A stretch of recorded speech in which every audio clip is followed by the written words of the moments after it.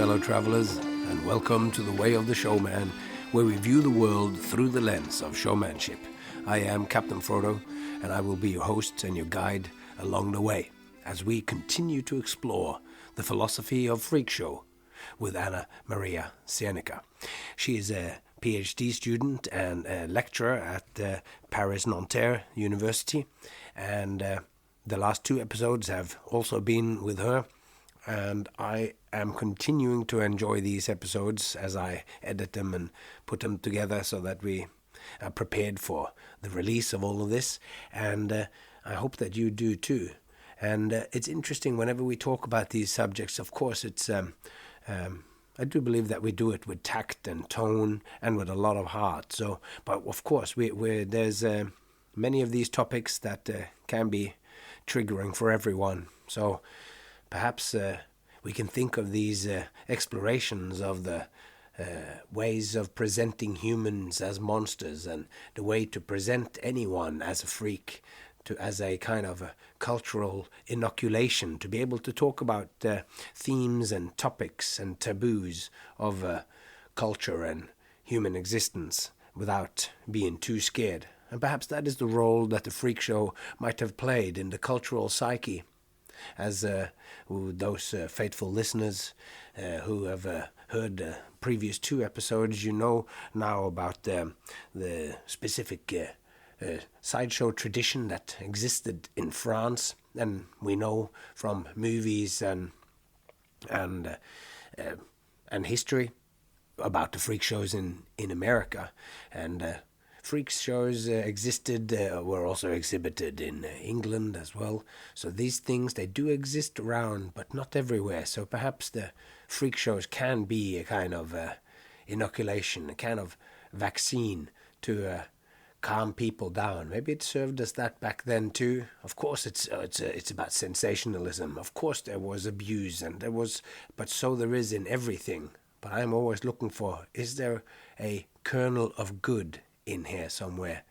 Something that's worth keeping and something that's worth spreading. And I do believe so. And I think we're getting closer and closer by talking all the way around it, because the really great and grand things that is worth exploring are so big that we can't quite speak out exactly what it is. But I think as we enter into our third hour of this, we'll get closer.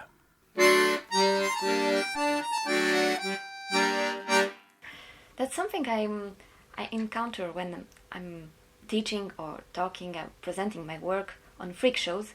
In France, when we talk about freak shows, the first thing people think about is the exhibition of vulnerable persons' exploitation. So it's really a bad image.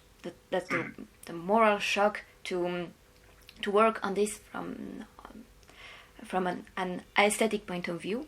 The second problem I encounter is that it's pure entertainment, and as a famous French killjoy said, Pascal, that entertainment is what makes us forget about our human condition, about death, so it cannot be art. And the third problem, the problem that my colleagues from philosophy have with me studying freak shows as art, is that it shouldn't be and couldn't be considered art, because it's something that that plays only on mere curiosity. By that I mean that if you see a freak show act, it's a one-time thing. You want to see the freak, you want to see the act, and once you've seen it, there is no more to see. Whereas when you go to the opera to see a ballet, it's something that gives you this aesthetic emotion that can be renewed. Whereas the freak show is, like I said, a one-time thing. So do you think the freak show gig, the one you do, for example, is something that a person who comes to see it one time can see it another time and still feel something different? Is it something that can be renewed? It is absolutely something that can be renewed, and I believe there is depth and detail to be found everywhere. We can see the universe in a grain of sand, as Blake said. And I think,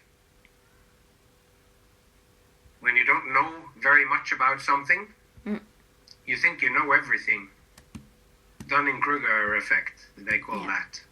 So the person who goes to the opera and goes to the next opera and goes to the next opera because each time it's being renewed, to the person who hates opera, they're going, it's the same shit. It's fat ladies singing, and it's just going on and on and on, and it's dramatic, and everyone is sitting there, and it takes 4 hours, is longer than what you naturally can sit and enjoy something. So it is difficult to watch because the time is too long. It's like performance art that takes people do one.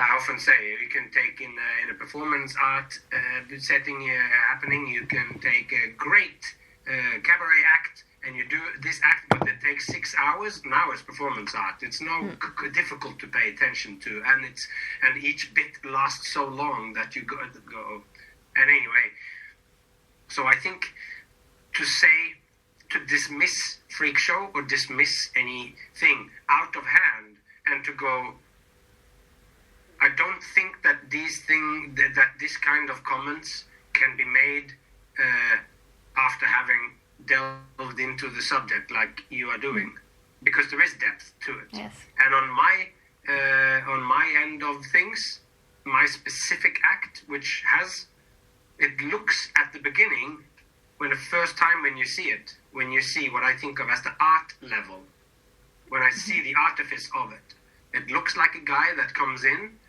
and is really bumbling, and that it's like, and even before I've really started, I get the lead from the microphone around my leg, and I go, and you think you are watching a guy that is clumsy, and he wants to do something, and then he goes through his act, and everything that can go wrong, you didn't think that there was this many things present.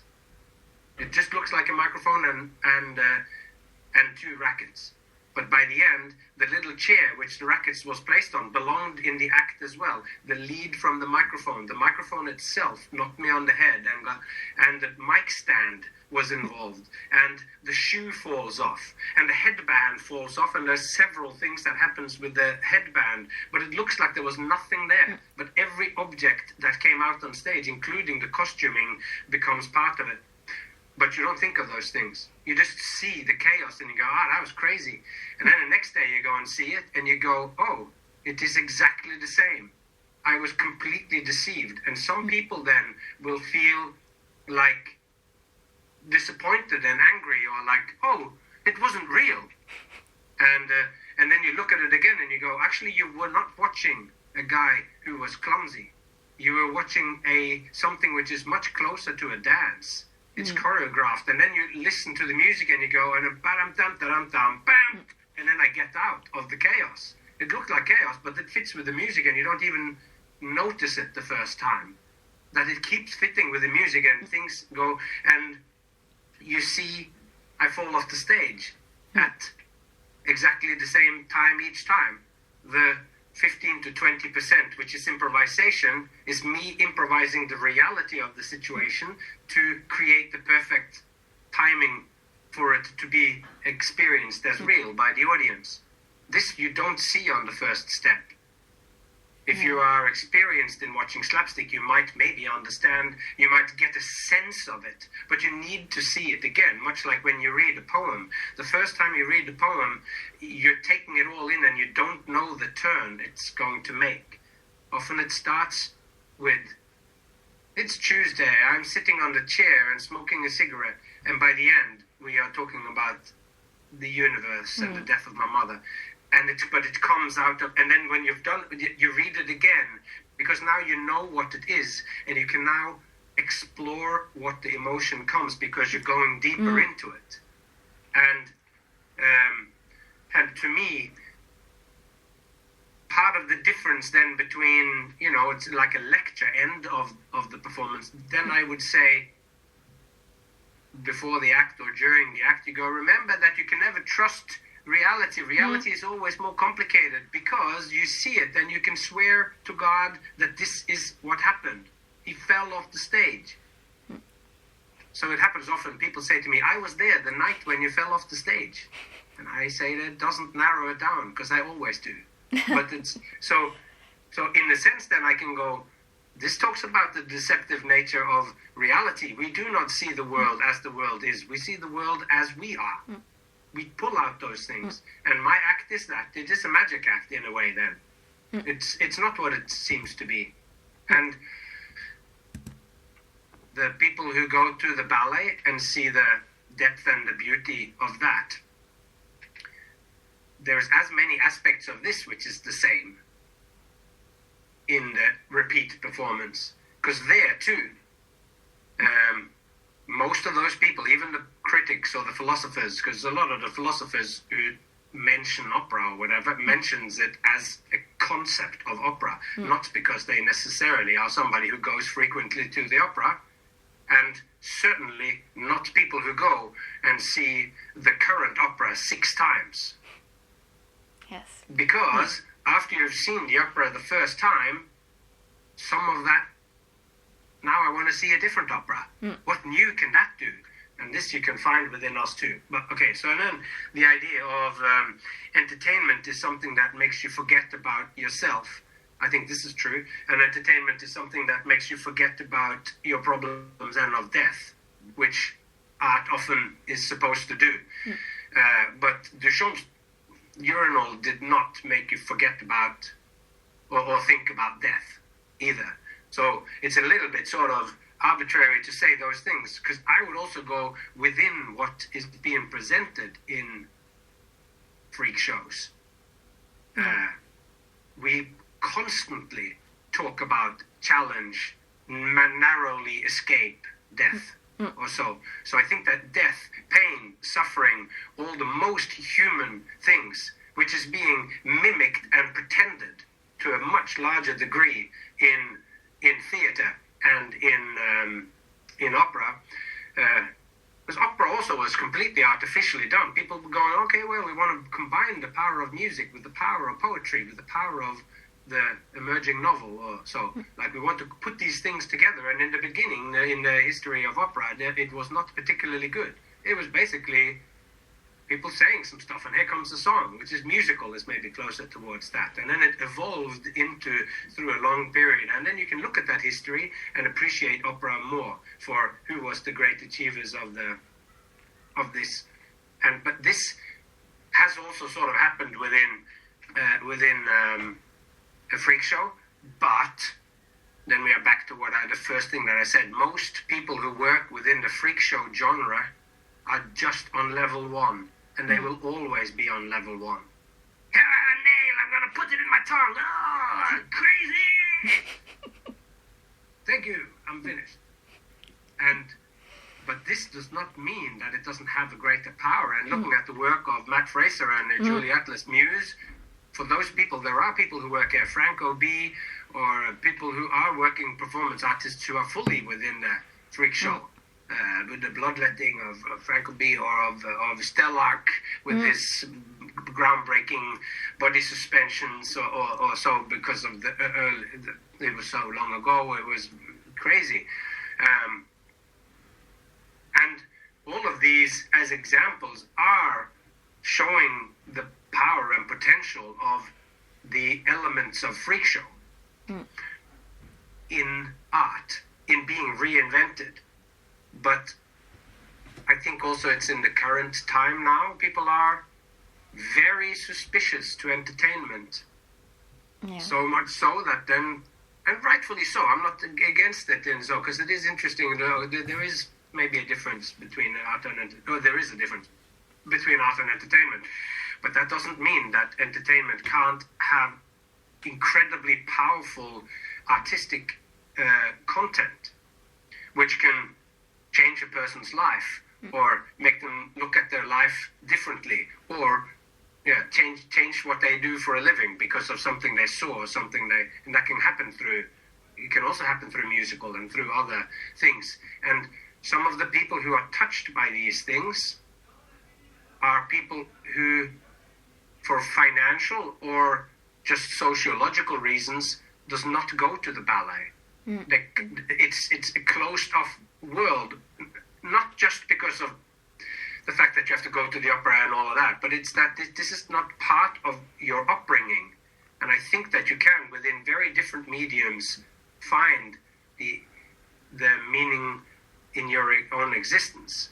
And you will find it, and you can find it, just like comic books was not an area of neither study nor critical review in New York Times book review or whatever, until Sandman by Neil Gaiman and The Invisibles by Grant Morrison in the mid-'80s for the first time. And then Mouse came out, what's his name, who made this one?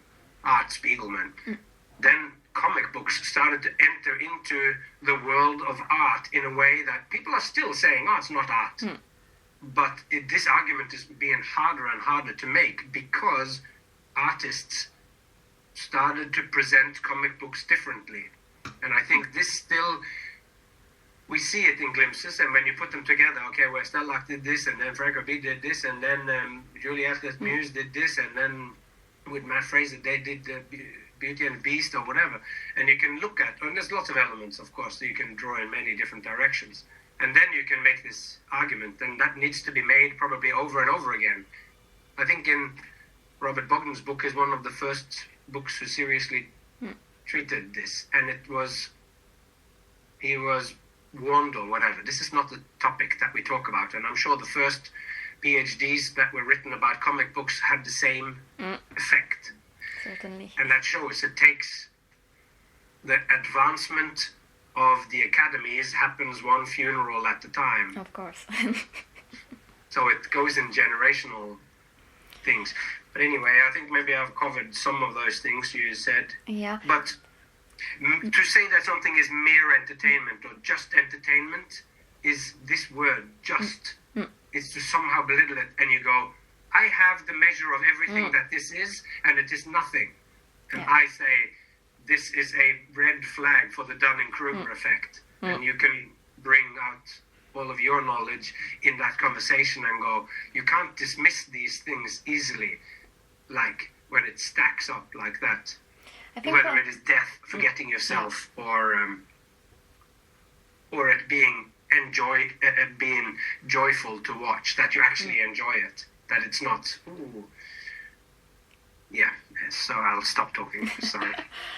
I think one of the problems I face with my research is the specific, we were talking about upbringing, but the French art scene that is really unused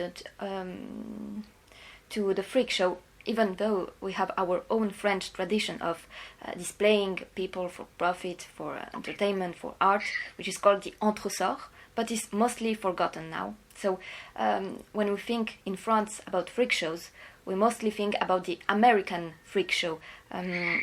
So something that for French people, and it's with a very strong anti-American sentiments, very French. It's something less than, and also it's something more extreme. It makes me think about I think an interview I read with the Enigma, the tattooed man from the Jim Rose circus. He said that the difference between magic and the freak show is that with magic, people ask themselves, how is it done? And with freak show, it is, why is it done? Because it's shocking, it's extreme, sometimes it's dumb. Why are they doing this? And for French people, I think it's really this, why? Just why? And we were talking about pushing boundaries, this don't try this at home vibe that the freak show has, and that's something that French people must be reluctant to consider as art, because it provokes a very visceral reaction. And in French thought, when it's visceral, when it's the body that reacts to what you see, it is not intellectual, because you cannot reflect on it, you just feel. Yeah. But this is wonderful, just even this phrase, not intellectual, where you go, this is not intellectual. and you go, did Merleau-Ponty make no difference in the world? It is exactly right. It is not just intellectual. And Freak Show is pointing us to a fact that when Descartes goes, I think, therefore I am, you go, yeah, that's true, but also I feel, therefore I am. Yes. Not just feeling in the heart, but also the feeling and the touch. I am sensual, this, therefore I am. Because all of those things are true at the same time. It's true that we think and everything, and it is true that it is not intellectual, because what the delivery tool or whatever, the mode of expression in Freak Show, more than all these others, is that it really, really goes after the strong emotions. It belongs in the Freak Show when the emotion gets too strong, when it's not just the sensual titillation of looking at the trapeze artist who has the legs nude to be able to do the tricks, but when she takes this and turns it one step further, or when you swallow the sword, or you are a freak, then you take the emotions now that you get from this are so strong. It's revulsion, it's sexuality, lust, and it is death-defying, or there is blood, where you're closer to death than ever. Like, how can you say that watching Franco bleed onto the paper, where he is literally now, if he does not take this out now, then he will die. And then, of course, people will say, yeah, but this is not Freak Show. This is then art. It's performance art. It's different. And you go, but this is what's happening here. But when it's taken into a different arena, you can call it something else. But it's the same thing. And if this does not invoke and make you think about and remember death, then I don't know what would make it happen. But this thing that it is not intellectual, I think this is true. It works on a different dimension of what it means to be a human being. And it really takes into account the body. And it takes into account the deepest of emotions, the fear of death, of sexual desire, of encountering the other in any form that it comes, which is like this primal thing in us. But I know also, of course, out of all the places I have performed as well. I performed in Paris for 9 months in 2010 at Bobino in Saint-Parnasse, Rue Saint-Parnasse. Anyway, and then we performed there. And when I first started, and I kind of forgot about that, but I got used to getting a certain kind of reaction. And then the show that I was in for the first time divided into two, kind of, and opened in London at the same time, because we had played the year before for 9 months in London. And then they booked, Juste pour Rire booked that show, and we played in France, in Paris. And then the same Christmas period came up again in Britain, and they went, we need the show to go on here because it's growing still, and they put it on. And I was performing in Paris, and then the boss said, we wanted to come here for this week and perform in England. And I had been having the greatest time in France, and I was getting fantastic reviews, and so they really got my act, and they thought it was very funny and great and whatever. So that was great. But then I went to England, and I went from performing one night, and the next morning we drove, and the next night I performed in England, and I was blown over, so that I was the response from the audience, how loud, how welcoming, how much they laughed, how much they applauded, and how they participated in it, made me quite emotional, so that I had to comment on it, kind of say it in the act that I'm going, I have been performing in France for the last 5 months, and coming here is like coming home. I didn't know what I was missing, because in France, and it would happen, and I'm still sort of joking about it, but people would watch me, and they would go, where you see, for a moment, they lose themselves, sitting in the front row, and then they go, I must compose myself, and struggle, and you go, this is to me the picture of Victorian England, when freak show reached its height, when people were going, we have to put cloth on the legs of the piano because it's indecent to see the naked leg of the piano standing in the living room. Where it's in the moment when everybody is this uptight, we must not show our emotion. In this time, the freak show can really also flourish, I think. So, of course, there's no other country than France where when you flip around on the channels, most of the channels have people talking.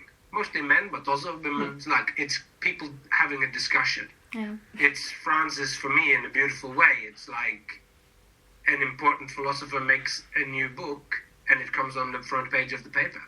Maybe not so much anymore. But intellectualism has a better standing in England, in France, than in America, where anti-intellectualism is just rampant. And it is also true that we look to America because, of course, they have the biggest and the best and the most, and it's like, to me, pictured in the three-ring circus. We already had a circus, but this is totally different. It's three circuses happening at the same time. I'm going, that's such a stupid idea. It's just more and more and more, but more and more is not always more. Yeah. I'm thinking about this extreme side of sideshows or freak shows, but when I was looking at your performances, there's something, it can look painful, but it's also very playful. It's sometimes it has this childlike quality. It's even maybe even a DIY approach that the show looks like it is made with whatever materials at our hand. And my question would be, do you think there is a specific kind of freak sense of humor? Because I get the impression that there is a lot of play with the possibility of failure, that something might go wrong, something that puts always everybody, the performer, the audience, on the edge. Some kind of an art of failure that never fails, but imagine if. Yeah. I mean, I think failure lies always as a failure. And you give another aspect of failure is risk. There is risk involved.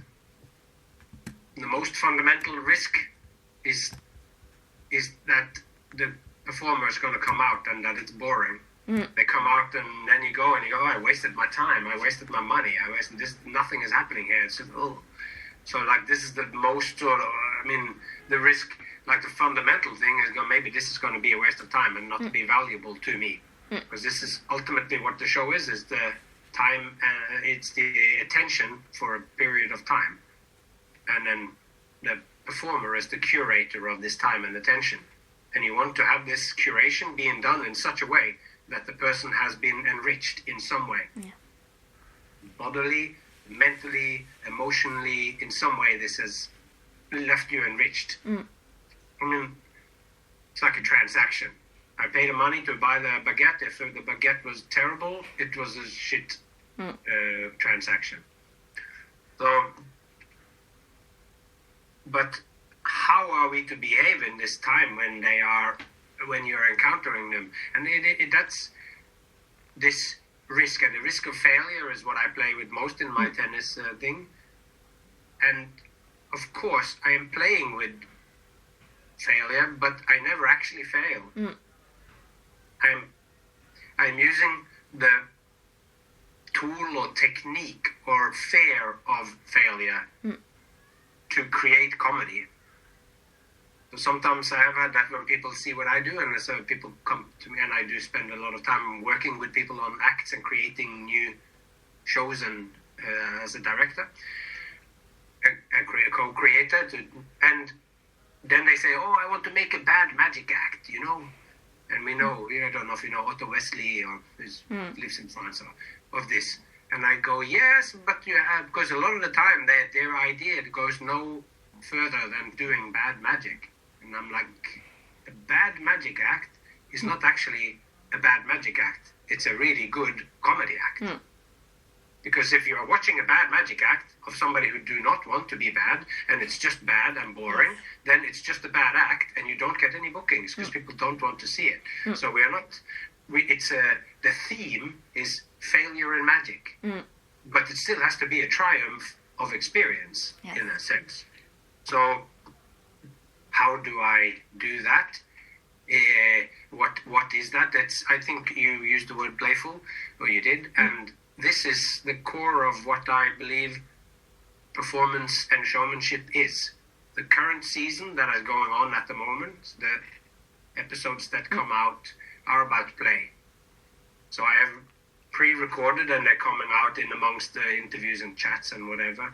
It's about play. And I believe that the deepest origins of performance is through human play. It's really this is not my... This point about playfulness, about also childlikeness, it makes me think about the figure of the monster that came before the freak figure. That was also a figure that was terrifying, fascinating, but the ones who believe in the monster are mostly children.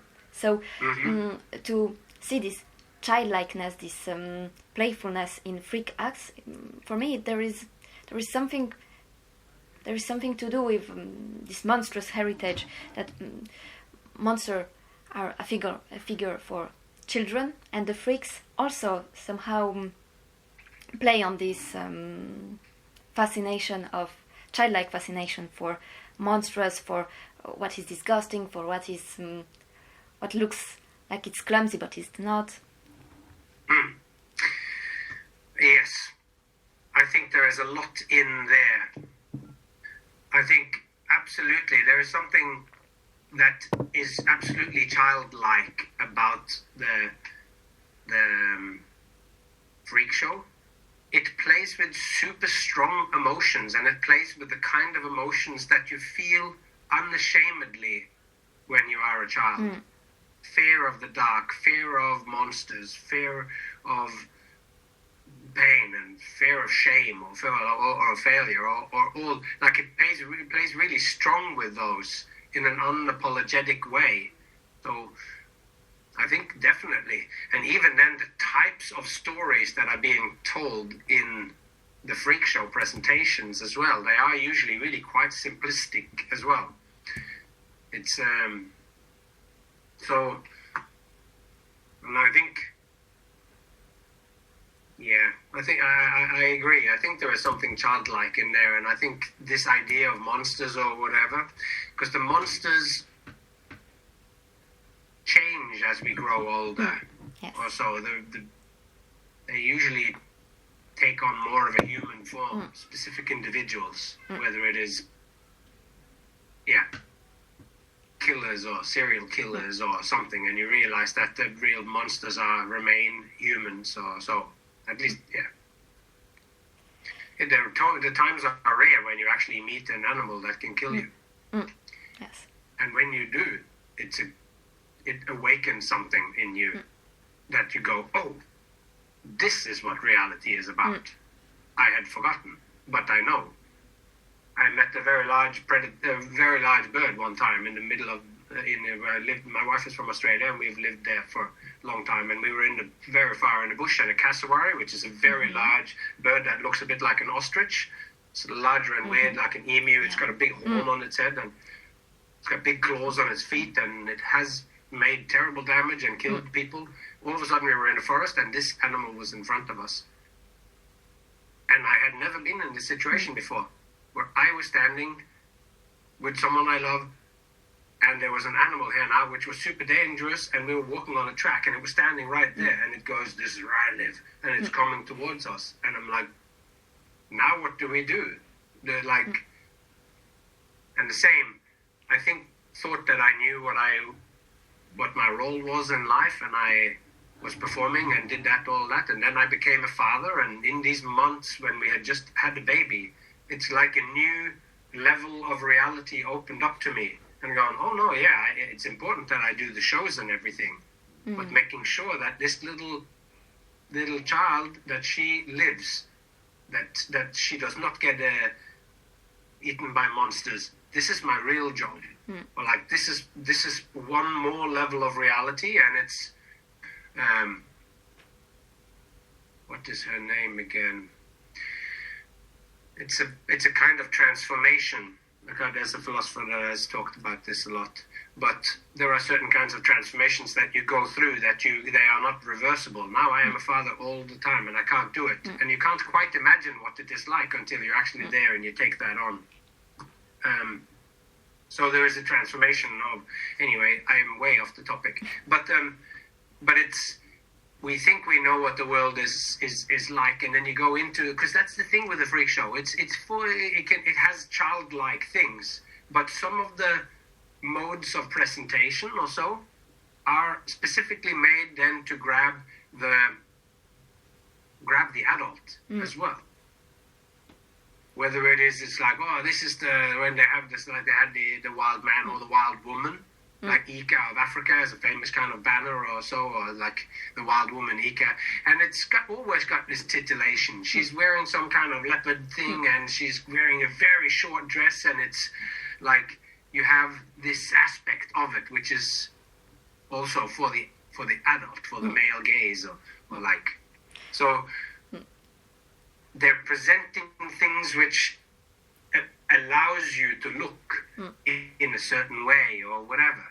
Like, I think it's in the diary of Adrian Mole, but it's probably true. Like, you're a teenager back before the internet existed, and the only place where you could know that you could find naked women was in National Geographics.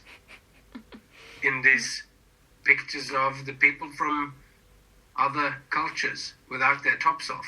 And he has these National Geographics in his room because it's the only pornography that he can get a hold of. So I don't know what that means, but it's that mode of presentation in the show would. And then the level of reality which happens in the freak show, that there is a real person there and you're actually looking at someone. That is for the adult when you then say, oh, okay, it's a monster or whatever, and then you're born, and then the freak takes their shirt off and you see the living, deformed, in quotation marks, but non-typical flesh, living and moving, and in this moment, you are encountering a monster, in quotation mark, in the same way that we encountered that bird, and it changed reality for a moment. All of a sudden, it's like, oh, I take my backpack on the front of my stomach, and I pick up a stick, and then we walk as in completely the opposite direction, but we need to go this way to get home. But to go so far away that he sort of has to chase me, and I'm hoping all he wants, this bird or so, is to say, this is where I live, don't come here. And I'm showing him, I am making all the signs to show I don't want, you are the boss, I walk away from you, or whatever. And in this moment that there's some sort of change when they go, we found this strange monster race on an island, or whatever it would say in the Victorian freak show, and then somebody comes out and they are born different with an extra arm or whatever. In the moment where you take it out, now you're in a real, genuine experience that cannot be denied. Because this moment now is real. It's hitting you in the gut. It's making you question what's possible and all this kind of stuff. And then it is, because the experience is real, even if the presentation is that what leads you into it or so. Because maybe just if they just came out and took it off, it would repulse you and you would leave or whatever. But because you were lured in with the promise of exoticism or so. And it's the playfulness that invites you in. We were talking about transformation and seeing something that completely changes the way you think about yourself, the way you think about your own life. And I remember in your podcast you said that the way of the showman is a life and a way of living. And it makes me think about, what did I want to say? Yes, that the show centers on the performance, but my question would be if the showman's entire life shouldn't be considered also as a work of art. And to rephrase it, I would say, could the showman be seen as a kind of, I don't know, maybe contemporary dandy, so someone who has every aspect of his life that becomes a part of the performance, that the whole life is the performance, the whole life is the show, because the showman is such an incredible figure that is always on the road, always changing the levels of reality. The work of art isn't only the gig at the venue, but the whole showman's life. Yeah, there are people who have, what are they called, those two guys, who have claimed that everything you do is their art. And, what's a guy called that was in the room with the puma, with the American lion?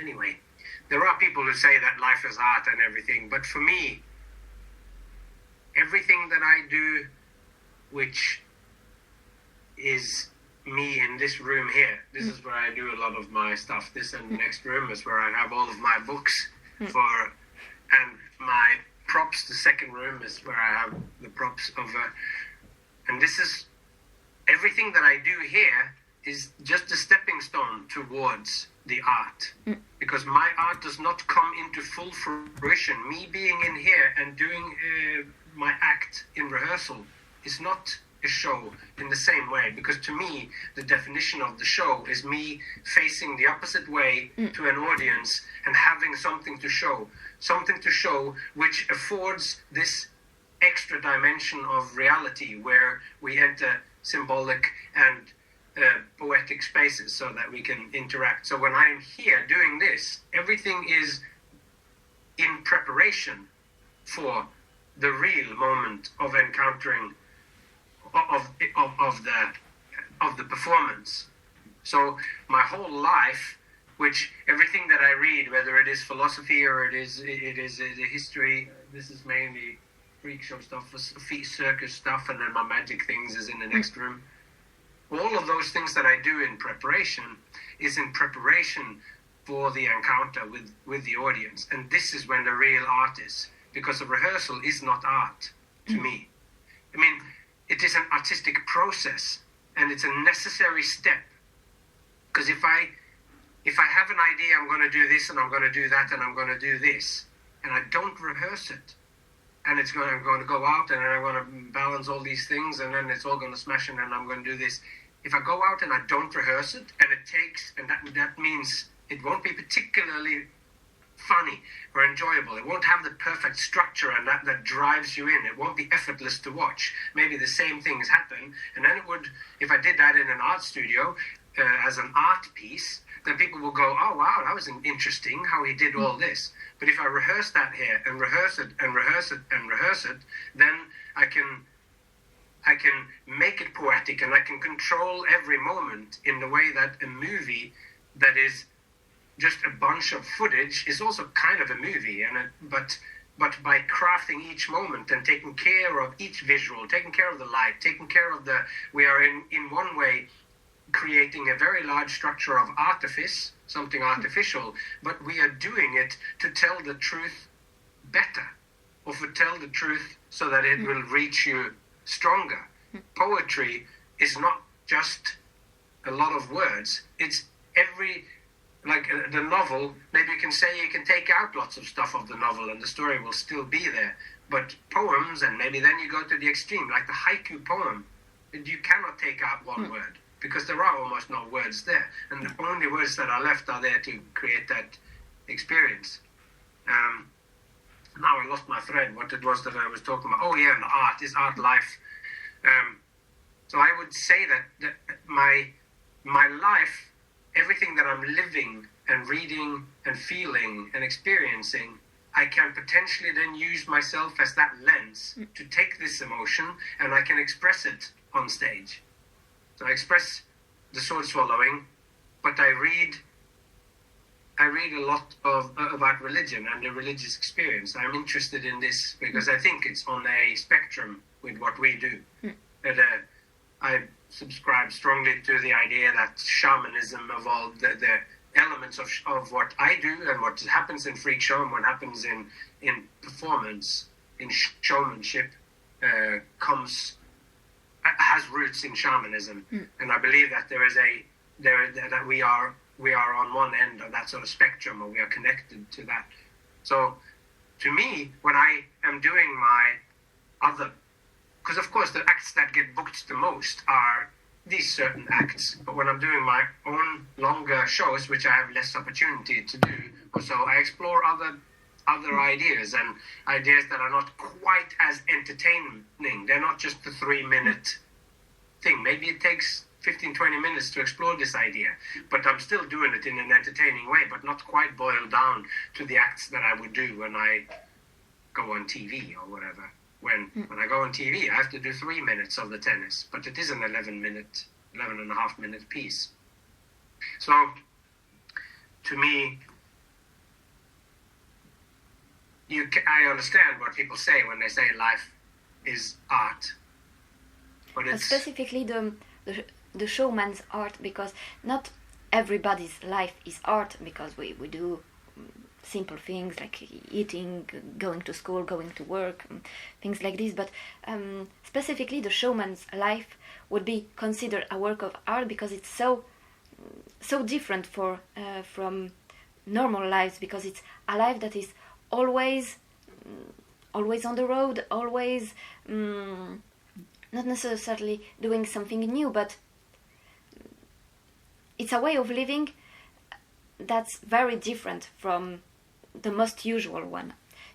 That's why I'm talking about the dandy figure that always dresses up, always moves in a certain way to present a certain aesthetic, and maybe in some way the showman is some kind of dandy in this sense of the word.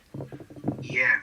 I mean, there's also so many aspects of what it means to be a showman too, and it's true that the lifestyle of showmanship or of the showman is absolutely, it's a whole mode of existence which has fascinated all kinds of serious artists. I mean, Toulouse-Lautrec made a whole series of drawings, kind of the circus, and you see it in art up through history that it's a subject of that is just fascinating. And in all the novels, Geek Love does that to the freak show, probably the best. There are other books about it, but this book is just something else. I